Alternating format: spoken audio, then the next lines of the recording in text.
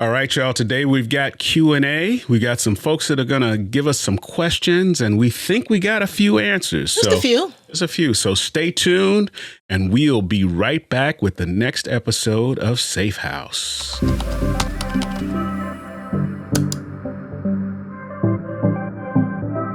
What's going on there, Safe House family? What's up, Safe House? How are you today?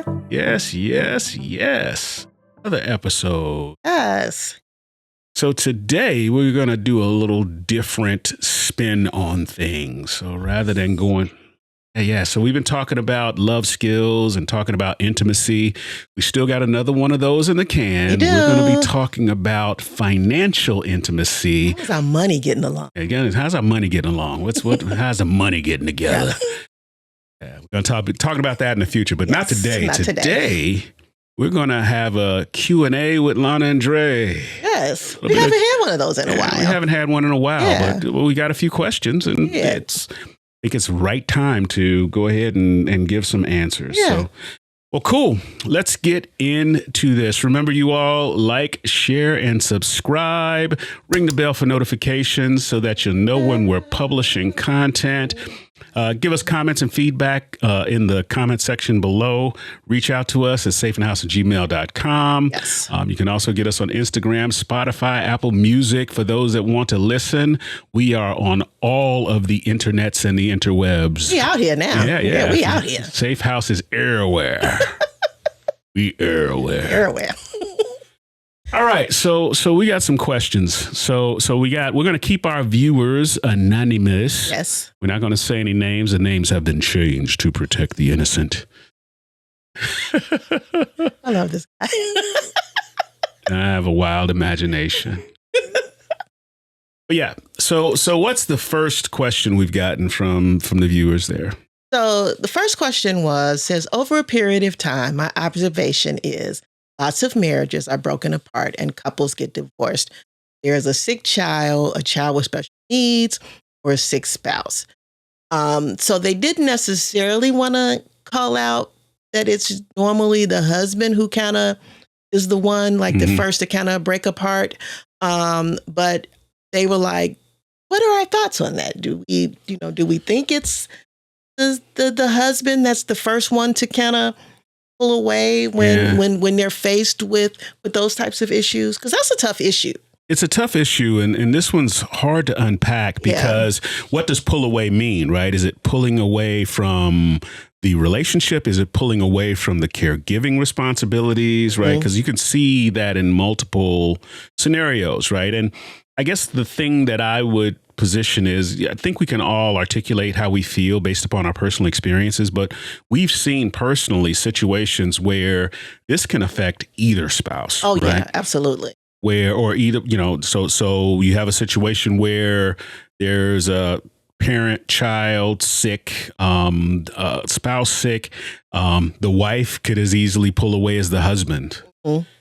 Even with our parents' caregiving, we kind of swapped roles. So like with your role with your mom, you were the primary caregiver and I was kind of the support. Right. I was the primary caregiver with my mom, but you were definitely a big support. But it's not like, one of these situations where either of us kind of bowed out, but one was definitely in the driver's seat when it came to care. Yeah. But the thing that I thought was very interesting about this question was the whole broken apart. Because like you said, it's not like somebody gets sick and bam, now you're at divorce. Yeah. It takes a while to get to that place. And so I was like focusing on the broken apart. And so one of the things I thought about was like stress factors. Yeah. So like on your feet, when you get those stress fractures, it's just like little bones that they just break. It's not, and they don't cracks. Completely break. Like you said, it just become cracks. Yeah. And so that's what can happen when, like you said, when you start out, when you have to divert your what's the word I'm looking for? Your attention. Yeah. Yeah. Okay. Because to your point, like you said, when our moms were sick, it was like, all of that emotional intimacy was, at some point was probably just getting poured into our parents. Yeah.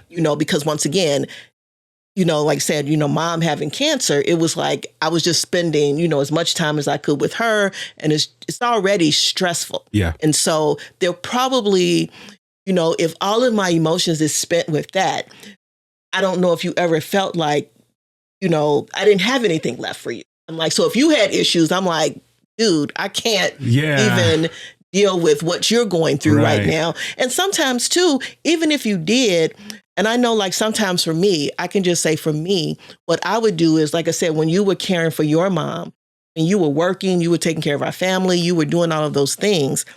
Even if I did feel like I needed some emotional support, I just didn't want to put that on you, but that was my choice. That wasn't, you weren't saying don't do that. Yeah. But like I said, sometimes we as spouses, we just take that on too. We're like, well, I'm not going to put that on you. I'm going to try to figure this one out, by myself. But if it becomes too much, then once again, like we said about those stress fractures, it can break. Yeah. And that's how you can get to the point of divorce. But I think what was good about us was that we were communicating. Yeah. To me, whenever you deal with any of those issues, any issues that might come up, you have to be able to communicate, what's really going on. You almost need a plan. Yeah. Yeah. What's funny is I was sitting here, I'm thinking, I'm brainstorming, there's kind of like, I'm going to call it the 3 C's formula, right? That no matter what, and we're going to always come back to it, because I think every problem, a marital issue, comes back to 1, communication. Mm-hmm. 2, there probably needs to be some form of counseling as you go through it. Yeah. And then our communing with God on this, right? Because you have to have all of these things as you're dealing with an issue, right? Yeah. So I'm not saying that that's the complete prescription, right? But those sort of 3 C's are kind of the important path to any remedy on this, right? Or at least an intervention before a sickness or an issue turns into divorce, right? And I could see it happening. It's very, a child, God forbid, a child gets cancer, right? And that for parents that have dealt with that can be devastating, it's devastating. Right? You're looking at your little innocent baby or whatever, and they're just living life. And what cancer means. They don't, right? But they're tired and they're sick and they don't understand why they're in pain, and you want to make it go away. Yeah, and you can't. Right? The only thing you can do is go through the process. Maybe there was a period in time where, men were really socialized to not deal with that aspect of raising our children and being, men in the 50s and 60s, they were kind of... That's a really good point. Separate, right? Yeah. Right. Yeah.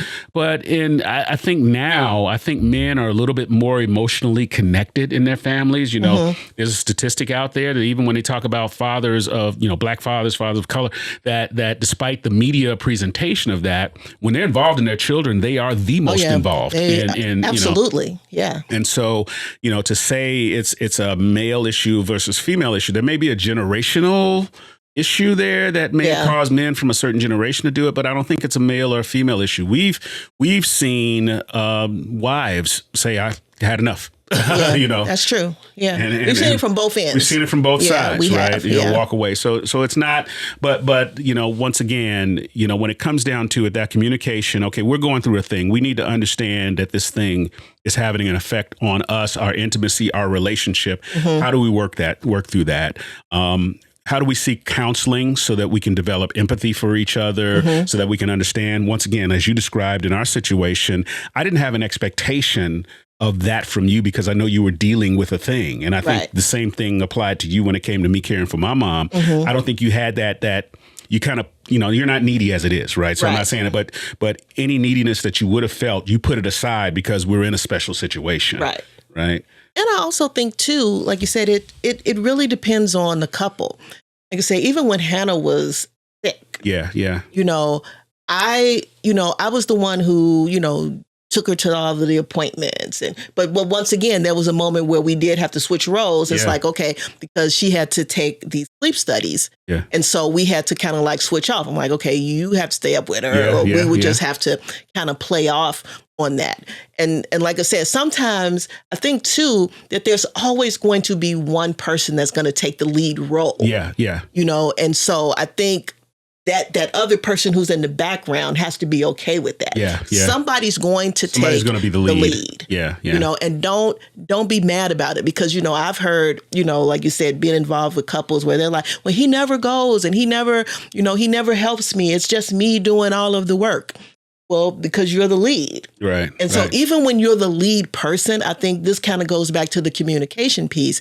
You have to be able to tell the support that, okay, now I need to tag you in. Right. You know, I need help. Because the other person is just like, well, you got it. They're just looking at you like you may have it. Well, I've seen this battle between what people just think you should know. And there's this societal fallacy, and it is a fallacy that you should just know.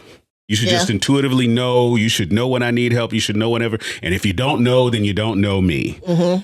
And that's not true. I mean, when it comes down to it, you have certain people that are just not intuitive. Right. They don't pick up on those types of things, right? They don't you tell me that all the time. They don't observe those types of things, right? And just because you may be a very intuitive person and you try to be in tune, doesn't mean everybody else is. But I can tell you on the other side of that is sometimes people that think they're in tune are dead wrong, right? It's like you've guessed the wrong thing about me. You're trying to be, you're trying to be intuitive and anticipate stuff. You've anticipated wrong, right? And so there's upsides and downsides to both, right? But I think, though, first, we need to do away with this expectation that people should just know. We need to talk about it, right? That the unmet, unsaid expectation is the bane of existence in relationships, right? We haven't talked about it, but I have an expectation that we never met. Secondarily, marriage is not a fairness exercise. It's not a fairness exercise, right? And once again, we don't serve a fair God. We serve a just God, we do. We serve a just God. So God defines what's right and wrong. God defines roles and responsibilities, right? And you are justified against those roles, responsibilities, and right and wrong. It's not about evenness, right?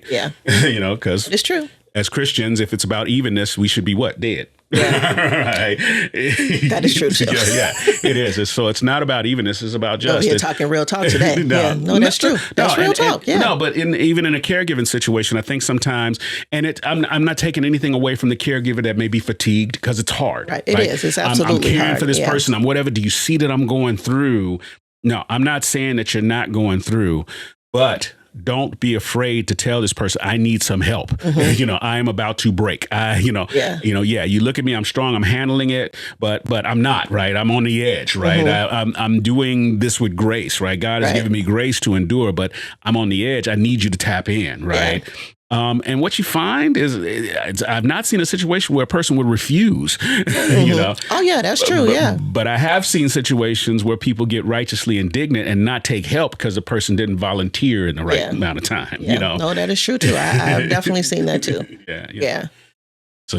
So, you know, that's one way to look at it. We can further dig into that topic, but but I think, like, to really kind of answer that question, though, I think it's kind of like what you said. I don't necessarily think I don't think it's gender specific. It's not gender specific, you know, because every couple is different, and everybody handles caregiving in a different way. And the thing to me that's very unique about marriage is that when we first get together, we're caring for each other in different ways.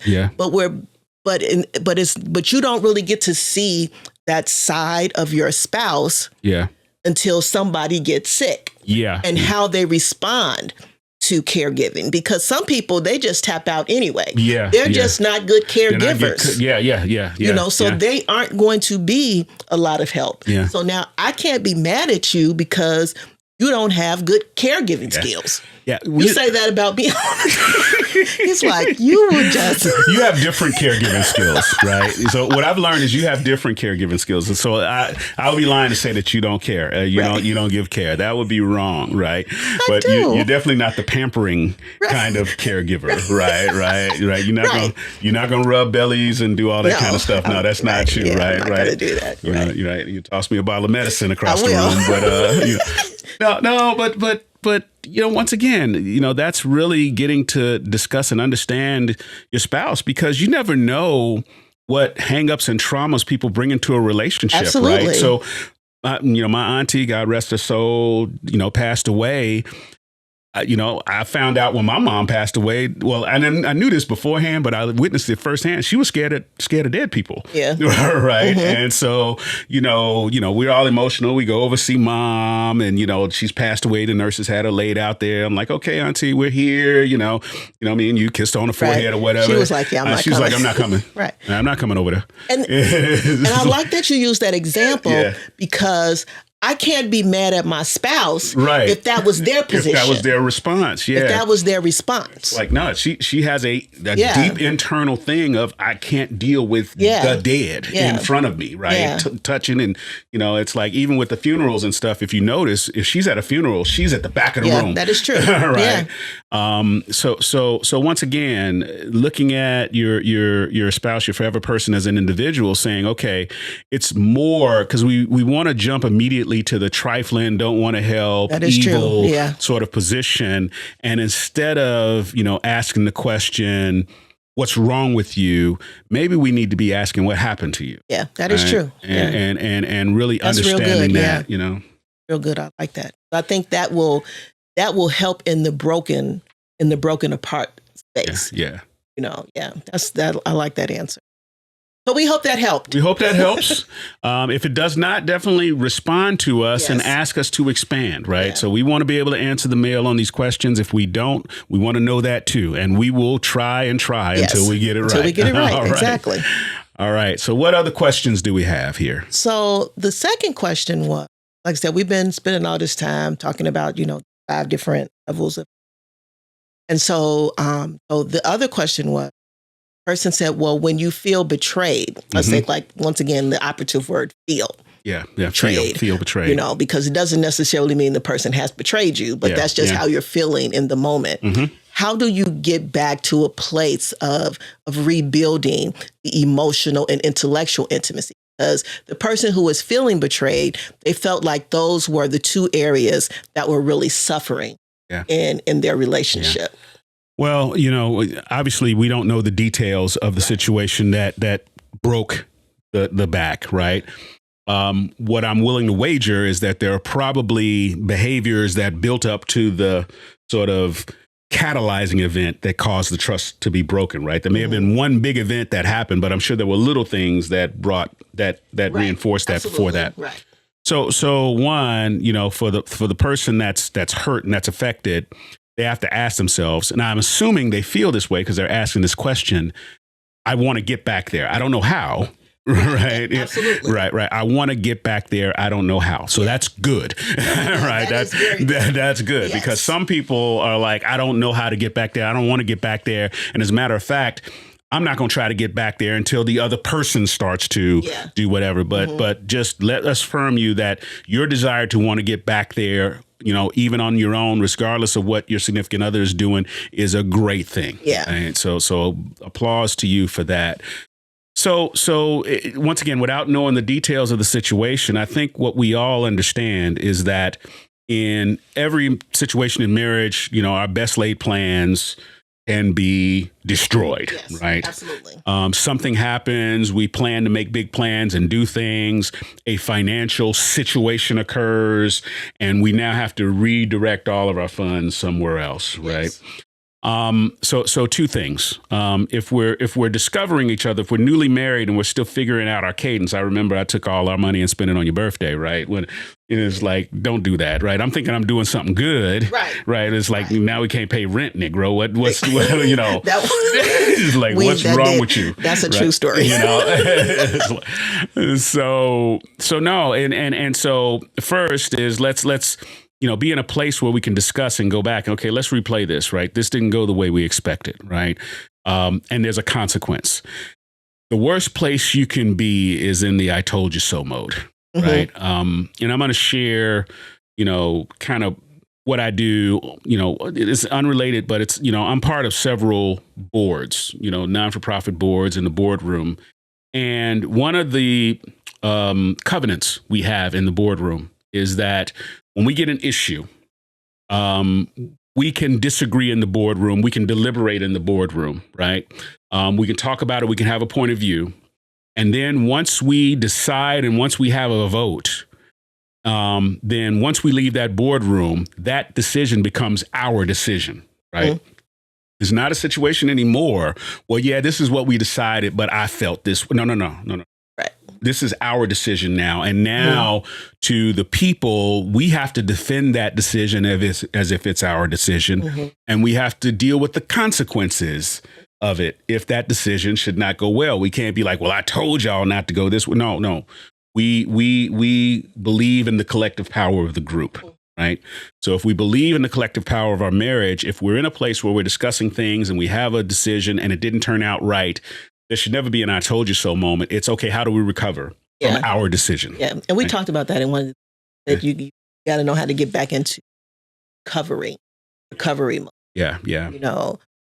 Because one of the things that I thought about, when the person said, betrayal, me, I'm like a word person. Yeah. So, I got to look it up. And so the person really did feel like this part of the definition is as to fail or desert in time of need.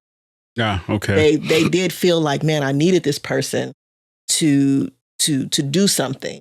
And they didn't come through. And they didn't. And they just didn't come through, the way that I needed them to come through. It was just a failure. Yeah. And some, and when we feel like people fail us, it reminded me of the one thing we don't do. So we talk about Judas, betraying Jesus. That was just a straight betrayal.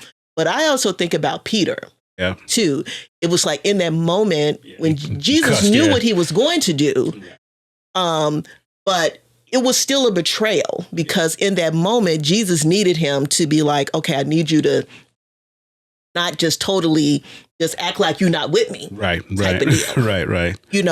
But what's powerful about that is that there was a recovery. Yeah. Not only did Peter feel bad about it, but Jesus didn't remove the responsibility that he had given him. He was like, I'm still going to build my church on you. Yes. Peter. Yeah. You still have to go out and feed my sheep. So why am I saying that? It's the same thing in marriage. Yeah. Marriage is not perfect. It's not. This person is not going to show up perfectly every single time. Right. And if we don't leave room in the marriage for this person to fail, because to me, failure tends to happen when you need them the most. Yeah, absolutely. That's why it's a failure. That's why it's a failure. Right. Yeah. And so you have to be able to leave room for the person to rebound. Yeah. From a failure. It's kind of like what we tell our kids. It's like, okay, well, yeah, that didn't work. Yeah. Now how are you going to get up? Right. How are you going to bounce back from this? And so even in this question, like you said, the question to me, the bigger question was, which is what I asked the person was, what room are you going to give them to rebound? To recover. Yeah. Because like you said, I'm glad that you want to build back the emotional and intellectual intimacy. And so I was like, but part of that process is you have to give them the room to rebound. And you also still have to know that even that they failed right here, they might fail someplace else. They will. So I can't, what the Bible says that, we talked about this in 1 Corinthians 13, love doesn't keep count. Right. So they failed in that area. And so what we tend to do is in marriage and any kind of relationship, we start keeping count. Well, you failed over here and you failed over there and you. And so now we're ready to just break camp, because we're counting up the amount of failures, and now we really feel betrayed because now I really feel like I can't trust you. And the one failure kind of erased all the good because Right, you absolutely. married this person. I'm sure that person wasn't all evil. Right, the relationship. Absolutely. They didn't do all bad, right? Right, but we forget that. We forget that, Yeah. right? Now, in terms of rebuilding intimacy, and once again, we can only tell this person, right? It would be nice for both of you all to seek some sort of counseling because if there's trauma there, you got to bring that trauma up and deal with it, right? Whether it's individually or collectively, but there may need to be a third party intervention here to sort of help deal with that. I read an article, Psychology today, and there is a term called betrayal trauma. Yeah. You know, it is when someone's trust is violated by a person that they rely on. And so part of that betrayal trauma is acknowledging that I was traumatized. I'm traumatized by this. By what happened. Yeah. You know, because sometimes too, you know, we're like real easy to just like brush stuff off. Right. You know, it's like, oh, it's not that big of a deal. Versus, like I said, it was very traumatizing. Yeah. And we don't even know how that person will react to say, look, I still love you, but that situation affected me. Yeah. Right. You know, so I don't want to get to a place where I'm second guessing your opinion or I'm not trusting our communication. So how can we not go through this again? Right. Absolutely. And here's something else, you know, once again, like you mentioned, the trauma. Here's a place to go too. How about some empathy for how the bad decision was made, right? Yeah. Because here's something else. We tend to think that people do bad things with an evil mind, right? They put the devil horns on and then they start to think evil things. But usually people make bad decisions with good intentions. They're trying to do something well. I do it. They're trying to do something well. Yeah. And even just encountered that like a couple of days ago. And even the deception is an attempt to try to recover. Right. It's a poorly executed attempt, but it's an attempt to try to recover, restore, get us back to a place. Right. And when we're frustrated and confused, sometimes we don't know all the actions to take. So stop and say, okay. What data did this person use? What information did this person use to lead them to the place of this conclusion, or even discuss that with them? Yeah. Okay. You know, I trust that you use something to reach this conclusion. And I like that because that's one of the building blocks of getting back to intellectual intimacy, emotional, you know, really listening with a empathetic ear, not a judgment ear, but really, like you said, seeking to understand, like, okay, right or wrong, how did you get here? How did you get here? Right. How did you get here? Yeah, and that's a different level of listening. It is a different level of listening, and it's a place where now, rather than me reminding the person of the wrong that they did, right? Yeah, they may have done some wrong. Now I can help to understand their thinking behind this, and you may even start to understand, like, you know.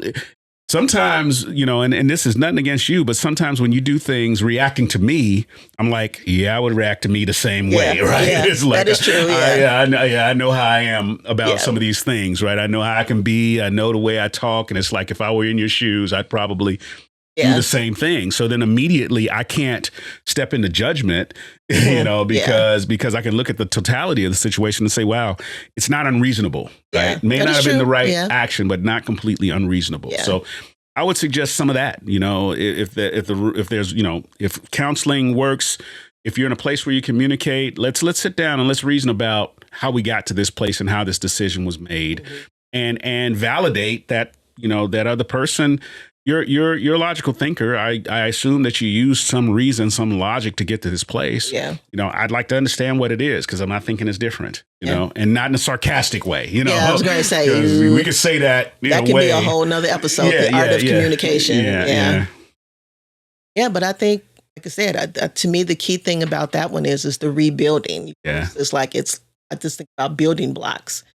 And like you said, you're building something.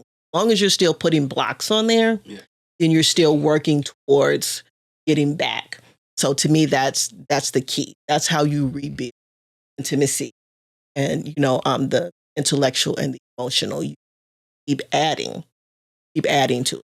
And the longer you're together, the more risks you're going to take. Yeah, that is true. The bigger the opportunity for mistakes. Yeah, that is true. Right. Yeah, we've seen, after being married for 30 plus years, like you said, we've had our share. Yeah, and the decisions are bigger and the risks are bigger and and the potential consequences are bigger. Yeah. Even though a lot of them didn't germinate, right? But but starting a business, right? It not going well turns your family upside down. Yeah. It's not just you being entrepreneurial. It's a whole life change. It's a whole life change. Yeah. All right. We got one more question. Last question. So this one I thought was a good question because I feel like all couples go through this. Like I said, I feel like, when you first married, like those first 5 years of marriage is the honeymoon phase and you're like all over each other and you're like, oh, I love you, whatever. Yeah. Then like years 5 to 10, you're less like, doesn't mean you don't love each other. Right. So this person had a question of like, what do you do when you just feel like your marriage is in this mundane space, that everything is just monotonous, that we're not. We're roommates. We're roommates. We're not excited about anything, and whatever. So how do we restore connection? And I like that it was connection because once again, like I said, reason why we keep bringing all this back to the intimacy conversation is because intimacy, the definition is connection, it's engagement, it's bonding. Yeah. And so this person said, well, I feel like that's where we are. And so they just want to know if we had some tips on, how they could begin to restore connection. This is not exhaustive, and I don't have the magic formula, but I know as we're in sort of the version 2.0 of our lives, right? We connect now about many different things than we connected on when we first got together, right? Absolutely. And so, even what you're witnessing right now in Safehouse is a point of connection for us, right? It is. So how we develop content, how we discuss the outlines, and even discuss how we're going to go through material and respond to questions. This is a whole intellectual intimacy exercise for us. So we kind of do what you said, this is the experiential. Yeah, right? yeah. But there's also a lot of physical. You guys just don't see on camera. See, she got to go there. I'm just saying, because once again, all of that is for all you brothers out there. Them women get nasty as they get older. That's what they do. It's important. They get older and Anyway, family show. I'm just saying. Yeah, I know. Rub your head, rub your back. Understand. Here we go. It was the part about the physical. Like you said, to me, that's important. Like you said, like you said, the restoring the connection. Yeah. Because to me, that's one of the first things that kind of goes away is the, like you said, the touching and all of those things. And I'll just say this for me, when you're, being a mom, being a stay-at-home mom, for years, a lot of my energy was, all of my, the physical intimacy of touching, feeling, and kissing and all was on, the kids. I was always, I'm kissing them every night, kissing them before they go to school in the morning, we praying, we're doing all of these things, I'm like, not so much. Right. Go on, get the money. Right. And that's just real talk. I mean, it's, just saying. So once our kids left, I'm like, okay, we've got to figure out, or me, I don't know, it was both of us. It's both of us, but we've had to figure out for us, like, how do we restore that? So let me give my wife credit. She always prays for me, right? She's, with the kids, it was very dramatic. She's praying with them in the car when she's dropping them off and do that kind of stuff. I know my wife prays for me. She gets up every morning at like 5 a.m. and she calls out me and my company and all of this kind of stuff. So no, don't think that she's not. She's absolutely doing that. But, one thing I believe, and this is different, right? So as you start to look at that reconnection, how can you within yourself start to create connection? Now, this is I'm going to let one of my little secrets out of the bag here, right? So I do other things, obviously. I'm in a band, right? I do some public speaking. I do some various things, right? But part of my quote unquote mojo in those things, especially if I know my wife's attending, I try to, especially in the band, I really want to be very sexy. I try to be very mysterious, Yes. and whatever. So either when I'm singing, I'm playing the bass, I want to have a look, I want to have a style, I want to have a vibe. My last $2. I lower my voice a couple of octaves to make sure I sound really, really good on them. Yes. I do all of these things because when I know fall for it every time. Yeah. Right. You might get lucky. Right. But no. So rebuilding a connection is creating that attraction. Yes. Right. Yes. And so I do extra things, and I wear clothes that I wouldn't normally wear, and some things are tighter than other in places, and probably clothes for folks 20 years younger than me. But I do that because, one, I know she'll be there. Two, I know if other ladies are looking, then I know she's even more attracted, right? Because nobody wants to be attracted to somebody that nobody's attracted to, right? And let me just be honest. Can we just take a break for a second here? Because he is right. The brother be out there looking good. And I do go because I want to see him. But I also go because that's my man, ladies. Okay, I love Jesus, but don't play with my man. Okay, see, now my hands are moving. Now she grabbing air, right? I don't want nobody to feel like and I've seen it happen. Andre be up there singing, and then some woman come up there. No, ma'am, that's my job. I'm the only one who gets to, no, get your hands off of it. Okay, I digress. But just had to say that. But once again, so there's a responsibility we can all take about if our marriage is getting to a place where it's mundane, it's repetitive. Yeah. How much attraction energy are you creating yourself? That's good. Yeah. That's one piece of it. I'm not saying it's all, and it's not a fault thing. I'm not saying because you're not doing that, you're at fault. But a tool is that, now you can create attraction energy, right? And I like that you're using the word attraction energy, because attraction energy isn't just about physical. Yeah, attraction energy is about the emotional, the intellectual. Yeah. It's like, what am I doing to attract you to come now into my space with me? Yeah. And so, like, for me, when I'm most attracted to you, when I see you operating in your gifts, right? So when you're preaching or teaching, or you're doing things really, that's like, I like very smart sisters, right? And so when I see you doing that, that's very attractive to me, right? And so I don't know if you do that with that intention, right? I don't. I'm teaching on Thursday. But once again, that's a tool, right? Yeah. To be able to do it, and it's not all just about, but that's a tool. Another thing, too, is, as you've gotten older, and once again, we talk about mundane, this means both of you need to be willing to try some things that you've never tried before. So it requires a little bit of courage. Yes. Right. Maybe, and it doesn't have to be expensive. It doesn't have to be exotic. It could be, look, we've never, as a couple, just gone to the museum and looked at art. That's true. Or we've never, gone and walked on a beach, or we've never done. Let's try this for a change, right? Yeah. It doesn't have to be expensive, but just introducing a different shared experience. Yeah, I like that. And then you can even talk about, it's like, what was that like for you? Yeah. We went in Cabo, we went off-roading, right?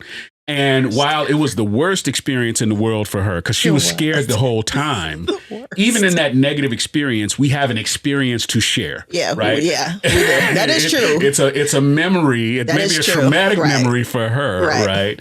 But it's an experience to share in a sense that here's what we both experienced. We could talk about it. We can laugh about it now. Yeah. And I like that you said that, because, like I said, it was an emotional connection too, because I had to kind of work through, like, why was I so afraid? Yeah. And so, like you said, even just having that conversation, me trying to understand, like, what was the biggest fear? Because you said, well, you knew we were going to get back, and we were, the tour guide would have came and got us or whatever, but like I said, it was having that intellectual and that emotional conversation, because you never made me feel bad about being afraid either. Like you said, and that was definitely something we had never done together. And if we do it again, he'll be doing it by himself. Yeah. So So yeah, I mean, it's I guess the final thing here is, once again, we talked about, having courage, but really, looking to, restore that connection, looking for opportunities to create more experiences together. And I was going to say too, I think also, like you said, when you're looking for tips, you can, you always tell me Chat GPT is wonderful. Put that question in Chat GPT. How can me and my forever person restore connection? And it'll like give you like tons of ideas. Like different. It could be different websites. Like I think I was telling you today, like how Facebook, one of the groups that I'm a part of, they had listed just like a whole bunch of different things that you can do. So, if you join one of the Facebook books on marriage, you'd be amazed at how much tips you can get just from being a part of Facebook groups. Especially a marriage one, because these, people want to see you make it. Yeah, they do. And everybody's kind of going through the same stuff. And so to me, that's one of the best ways to restore connection. Is when somebody says, hey, we've been there, done that. And these were some of the things, that we did, just kind of like we're sharing about some of the things that we had to do. It's the same thing. If you want tips, you got to kind of get out there and go for the resources. Go for the resources that are there. Yeah. So final thing I'll say on this one, and this is, you live this example too. You got to take a little bit of risk. Right. Yes. And this risk comes in the form of you may need to start modeling the behavior you want to see, and you have to manage your need for reciprocity around that behavior. What do I mean by that? So, my wife tells a story a long time about, after the loss of your grandfather, began to say, I'm going to let people know that I love them. Right. And something we never said in my family. So you verbally, telling your dad, I love you. Right. And since it's not a behavior, it's something that he didn't do. He didn't reciprocate initially. Mm-hmm. And then it got to the point where he started to reciprocate. And then it got to the point where he started to initiate, right? And it took time, right? It wasn't instant, but you got to have patience and you got to take a little risk. Mm-hmm. That it's like, okay, if I want to invest in re-stimulating our connection, I may have to extend myself in a way to create connections. And I have to be okay that this person may not be reciprocating immediately, but I'm willing to invest long term while they make the transition and the change, and then actually maybe adopt and champion the change. You never know, once again, but that's the investment we make in each other. Kind of like, I don't know why the thought just came up, brain cell, but I can't remember the movie with the guy who used to be pains, and him and his wife were having issues. Do you remember I can't remember the book. Was it The Love Dare? Yeah, The Love Dare. Yeah. Sometimes you have to be able to do that. And the whole point of The Love Dare was his wife wasn't reciprocating on none of it. Yeah. She wasn't trying to hear none of it. But he was invested in doing the Love Dare every single day. And to me, that's you taking that risk. Yeah. That's you taking that chance of restoring that connection. And it's also a good resource. Yeah. So I'll put a link to that book, The Love Dare, out there, because we saw that some years ago, but it still holds still good. Yeah. So that's it we got for Q&A for y'all. I learned some things too. Yeah, I learned some stuff, you know. So she learned my little bag of tricks that I use to keep her attracted, Okay.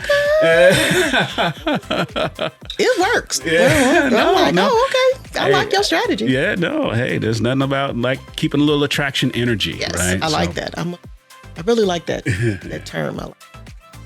All right, so like, share, and subscribe. Leave some comments below. Ring Please the do. bell so that you get notified when we publish content. And once again, we love you all. We love you guys. Keep the comments and questions going. Yes. And until next time, we say peace.